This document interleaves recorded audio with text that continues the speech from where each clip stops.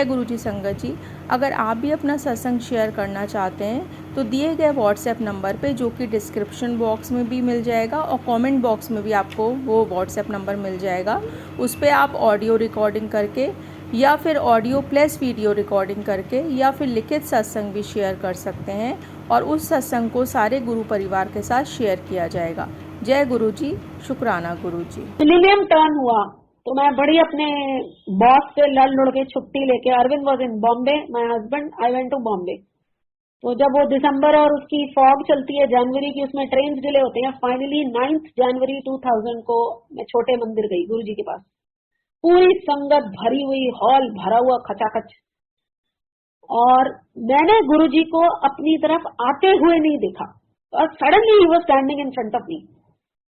मैं खड़ी हुई, गुरुजी कहते हैं मिलाई हुआई बॉम्बे, मैं कहा हाँ जी गुरुजी। कहते हैं अरविंद नु मिलाई, मैं कहा हाँ जी।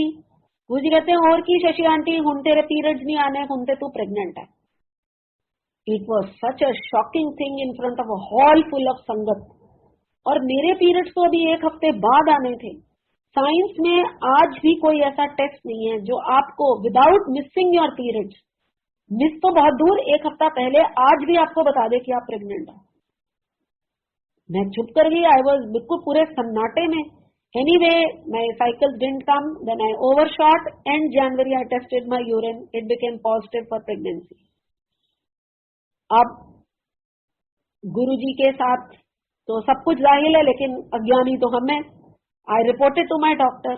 अब वो मेरे पीछे पड़ गई, इसको अबॉर्ट करो, क्योंकि कैंसर का पता नहीं, ऊपर से कंसीव करके आ गए हो। तो मेरा उससे ये झगड़ा होने लगा कि अगर मुझे कोई दिक्कत होगी तो मैं अबॉर्ट करा लूंगी, लेकिन जब तक दिक्कत नहीं होगी तो मैं ऐसे कैसे छोड़ दूं।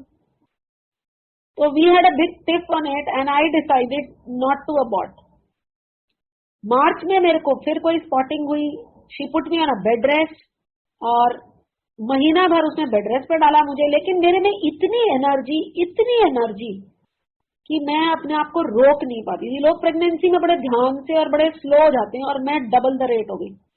अब मुझे बैठा ही ना जाए, लेकिन ऑफिशियली मेरे को ड्यूटी ज्वाइन नहीं करने को मिल रही थी, क्योंकि फिटनेस सर्टिफिकेट नहीं मिलता गवर्नमेंट सर्विस में।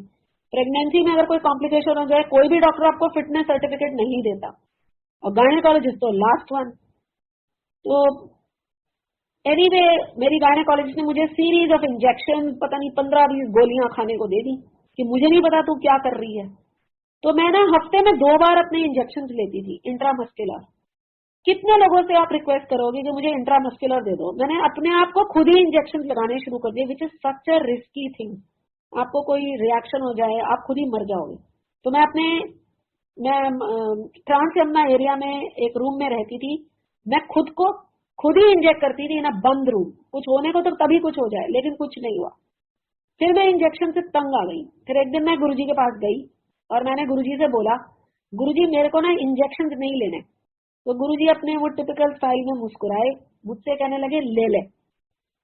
मैं चुपचाप वापस आ गई, पर मैं कन्विंस थी कि मेरे नहीं लेने। मैं फिर गई एक हफ्ते के बाद, फिर मैंने गुरुजी से बोला, तो गुरुजी ने मेरे को बोला ले ले। और मैं बहुत स्पॉन्टेनियस हूँ अपनी पर्सनैलिटी में। तो मैंने फट गुरुजी को बोला, मैं कहा गुरुजी मैं आपसे पूछने नहीं आई हूँ, मैं आपको बताने आई हूँ। And then I realise what have I spoken. तो गुरुजी हंसे और मुझसे बोलते हैं, अच्छा ठीक है, हर हफ्ते तू यहाँ पर आना, मैं तेरे को प्रसाद ब्लेस करके दूंगा और तू वो हर हफ्ते प्रसाद खाना। आप सोचो कहाँ आपकी दवाइयां और कहाँ आपके इंजेक्शन और कहाँ गुरुजी का लंगर और कड़ा प्रसाद जो गुरुजी हाथ से बांटते थे। What a compromise. मैं कहा हाँ जी गुरुजी मैं हर हफ्ते आऊंगी। And I started going. तो मीनवाइल जब ये मेरे को मार्च में स्पॉटिंग हुई, आई कुड नॉट गो। महीना ऐसे ही निकल गया। मैंने अपने मदर इन लॉ को बहुत रिक्वेस्ट किया, वो लोग दिल्ली आए थे कि आप मेरे को ले जाओ, लेकिन कोई ले जाने को तैयार नहीं कि कार में कुछ हो जाएगा, ये हो जाएगा, वो हो जाएगा। फाइनली जब सबने मेरे को छोड़ दिया, मैं एक दिन खुद ही गाड़ी उठाई और पहुंच गई। तब ये दिन मार्च तो नहीं होगा, अप्रैल बैसाखी का फंक्शन होके चुका था और बड़े मंदिर में सेकेंड डे फंक्शन हो रहा था। तो व्हेन आई वेंट देयर, तो गुरुजी कहते हैं हुन आई है। तो हमारा तो एक बढ़िया तरीका होता है, हम हर चीज पे तो परमात्मा को ब्लेम करते हैं, सुख में तो नहीं करते, दुख में तो हमेशा कहते हैं परमात्मा का दिया है। मैंने भी गुरुजी को बोला, मैंने कहा गुरुजी आप ही ने तो मेरे को रोक के रखा हुआ था। तो गुरुजी कहने लगे चल अच्छा बैठ, और पूरा एक इमरती का डब्बा भर के गुरुजी ने मेरे को दिया। एनीवे लंगर खाया। जब मैं वहां से चलने लगी तो माता जी समाव मेरे को बहुत, मेरी मुकद्दर थी कि माता जी मुझे बहुत प्यार करते थे। मैं कभी नहीं भूल सकती कि माता जी के साथ जब मैं बैठती थी तो माता जी अपना एक गोडा मेरी घुटने पे रख के बात करते थे मुझसे, और जो भी वो अपना बताते रहते थे मुझे सुनना। मतलब मेरे को इतनी फ्लुएंट पंजाबी आती भी नहीं थी, लेकिन मुझे बड़ा प्यार लगता था माता जी अपना गोडा मेरे घुटने के ऊपर रखते थे। तो मैं माता जी के साथ बैठी हुई थी, गुरुजी ने अपना सारा लंगर वगैरह खिलाया। तो माता जी ने मुझे बोला, बैसाखी पे गुरुजी पे बहुत फूल चढ़ाए, तू जमुना पार रहती है, ये लोग तो कचरे में डाल देंगे, तू इसे नदी में डाल देना। तो मेरे घमंड की बता रही हूँ मैं आपको, मेरे मन में भी वही भाव आया जो एक भजन में है कि कभी कभी भगवान को भी भक्तों से काम पड़े, जाना था गंगा पार प्रभु केवट की नाव चढ़े। मैं उस रूल में आ गई कि वाह, गुरुजी को मुझसे काम है और मैं कर दूंगी। तो बड़े, जब मुझे आज्ञा मिली और गुरुजी ने मुझे आज्ञा के टाइम बोला, ये फूल कल सुबह ड्यूटी पे जाने से पहले नदी में डाल देना। और गुरुजी ने मुझे ये भी बोला, तू निजामुद्दीन फ्लाईओवर से आया जाया ना कर, तू ITO लिया कर। तो मैंने कहा ठीक है गुरुजी, अब आई एम ओब्लाइजिंग यू। इस एटीट्यूड से मैंने सेवादार को बोला, जो गुरुजी पे फूल चढ़ा है उसको दे दो।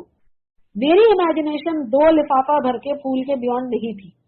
और जब वो सेवादार फूल लाया, वो इतने बड़े बड़े 2 टोकरे कि वो जो छोटी सी मारुति 800 है वो तो बहुत छोटी लगने लगी। तो मैंने मन में गुरुजी से बोला, गुरुजी मेरा अहंकार तो आपने तोड़ दिया, बहुत अच्छा किया, लेकिन अब ये सेवा किसी को और को मत देना, ये मैं ही करूंगी। सुना है आप गाड़ी बड़ी कर देते हो, आप जो भी करो या टोकरे छोटे करो, जो भी करो, ये सेवा मेरे से लेना मत। और उस दिन मुझे बड़ी शर्म आई कि हम क्या सोचते हैं। एनीवे, गुरुजी ऑब्लाइज्ड, गाड़ी में वो फूल फिट हो गया। मैं अपनी एक बड़ी दूर की मेरी आंटी, बहुत बुजुर्ग, बस हम 2 जने, और पूरी मारुति 800 पीछे सीट गिरा के फूलों से भरी हुई, इतना फूल। हम वो गाड़ी चला के लाए और ITO के पुल पर, अब हमें तो कोई ज्ञान नहीं, रात का 1-2 बज रहा था। मैंने एक जगह खड़े होकर रैंडमली, जो मेरे हिसाब से सेंटर ऑफ द रिवर होगा, वहां से खड़े होके वो 2 फूल के टोकरे नदी में प्रवाहित किए। दूसरे दिन मैं काम पर आई। जमुना पार से विलिंगडन हॉस्पिटल में जब ड्यूटी पर आती थी, 13 किलोमीटर की ड्राइव होती थी। तो मैं जब वापस जा रही थी तो 4 बजे का टाइम था। पुराना ITO, मतलब अब तो बड़ा रिवैम्प हो गया, उस पर बम्पर टू बम्पर ड्राइव होती है, उस पर कोई रीजन नहीं होता कोई गाड़ी रुके। और जब वो गाड़ी रुकी, मैं जब उसके पीछे चल रही थी तो suddenly the car in front of me halted. और रात को जब मैंने फूल डाले थे, मैंने इलेक्ट्रिक पोल का नंबर पढ़ा था, ऐसी क्यूरियोसिटी कि मैंने कहाँ पे डाले हैं। तो मेरे सामने की गाड़ी सडनली हॉल्ट करी। I thought my car will bang into it, it did not happen.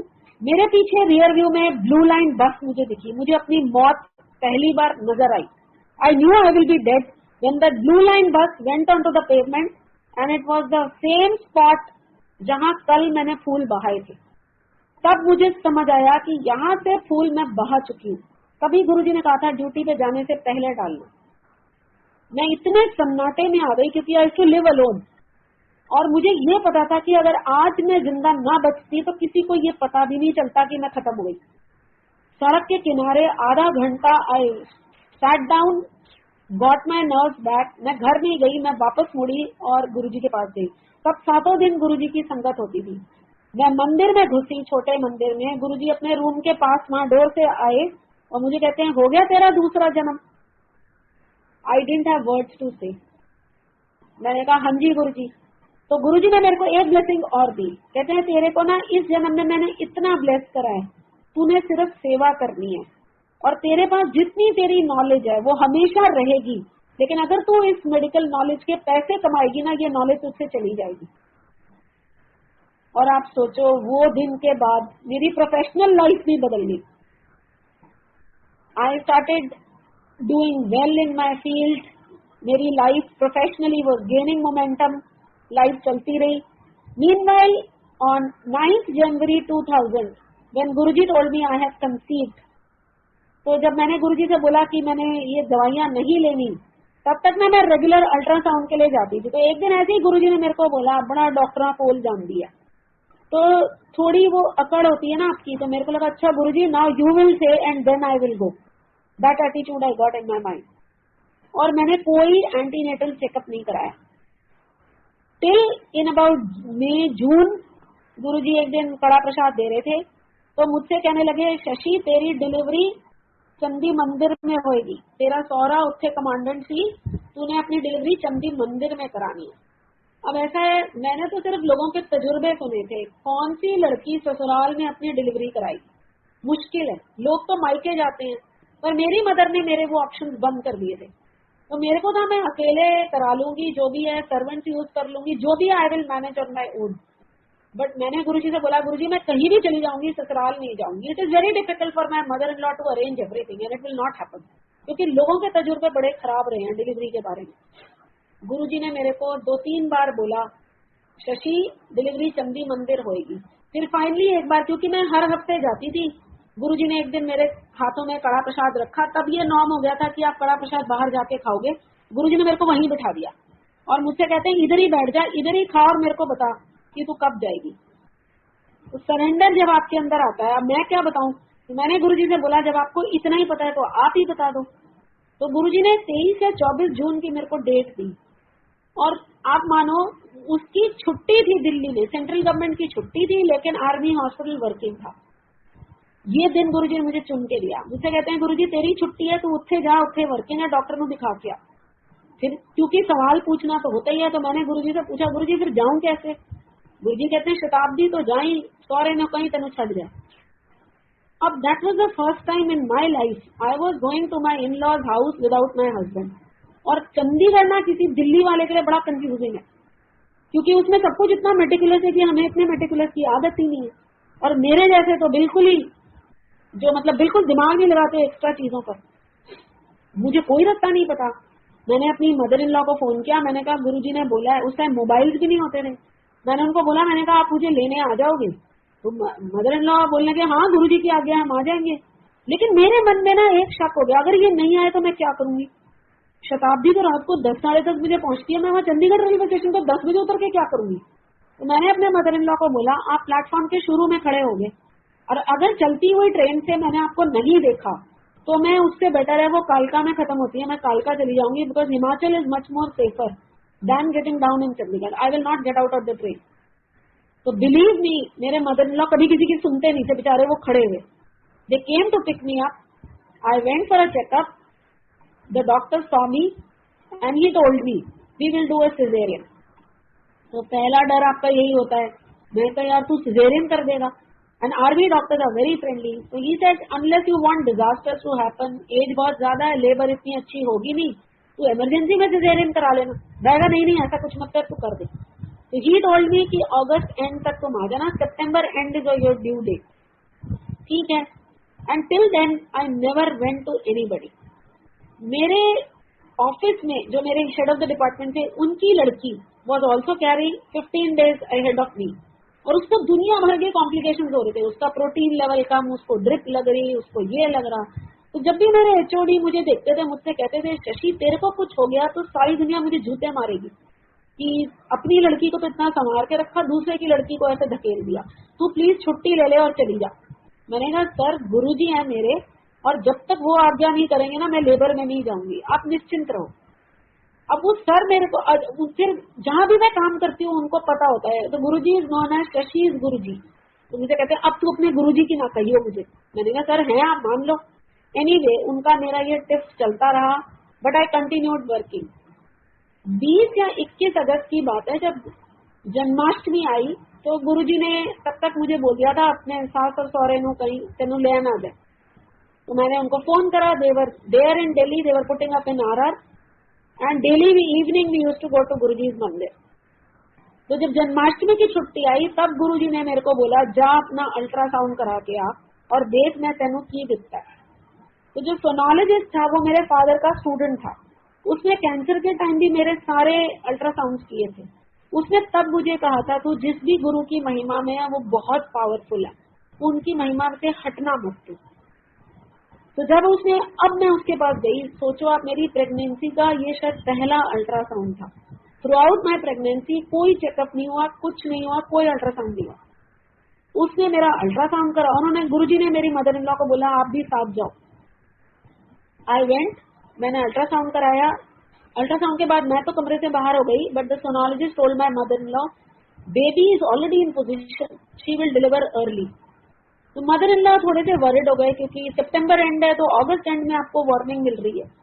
मुझे नहीं उन्होंने बताया, लेकिन शाम को जब हम गुरुजी के मंदिर आए तो गुरुजी ने मदर इन लॉ को बोला ठीक है डॉक्टर जल्दी डिलीवर करेगी, तब तक नहीं करेगी जब तक मैं नहीं कहूंगा। तब मुझे पता चला कि मेरे मदर इन लॉ को ये टेंशन भी हो रही है।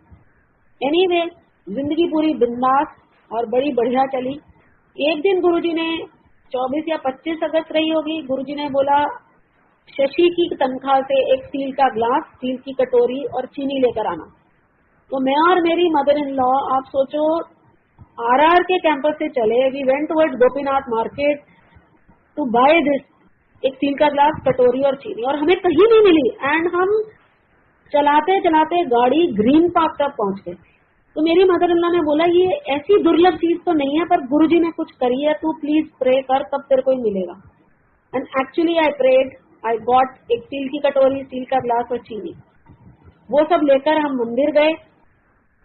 27-28 की रात थी जब गुरुजी ने जनरल संगत भेज दी, और मैं वहां पर ऐसी एक ज्वाइंट सेक्रेटरी आती थी रूबी अरोड़ा, तो उसने, हम दोनों पीछे बैठ के ना गप्पे मार रहे थे और गुरुजी आगे संगत के साथ अपने सिंहासन पे थे। कुछ हॉल में शब्द चल रहे थे और हम दोनों, वो मुझसे पूछती है तेरा काम हो गया? मैंने कहा यार कौन सा काम? तो मुझसे बोलती है ले, सारी दुनिया तो यहाँ पर गुरुजी से लड़का ही मांगने आती है।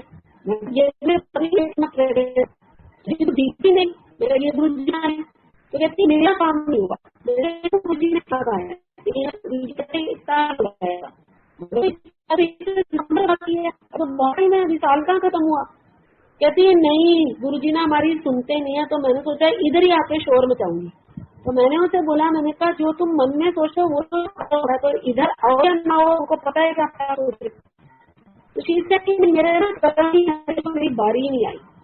तो मैंने उसे बोला अगर ऐसा होता तो हमें सदगुरु की प्राप्ति नहीं होती, कुछ तो कर्म होंगे ना जो गुरुजी मिले। और हमने दोनों ने, किसी ने गुरुजी को आते हुए देखा, गुरु हमारे सामने खड़े, तो उसको पूछे हैं हो गई तेरी प्रेगनेंसी की गलना? हमें इतनी, मतलब मैं तो इतनी शर्मिंदा हुई कि कोई शब्द नहीं सुन रहे, कोई ध्यान नहीं लगा रहे, दुनियावी गप्पे मारे जा रहे।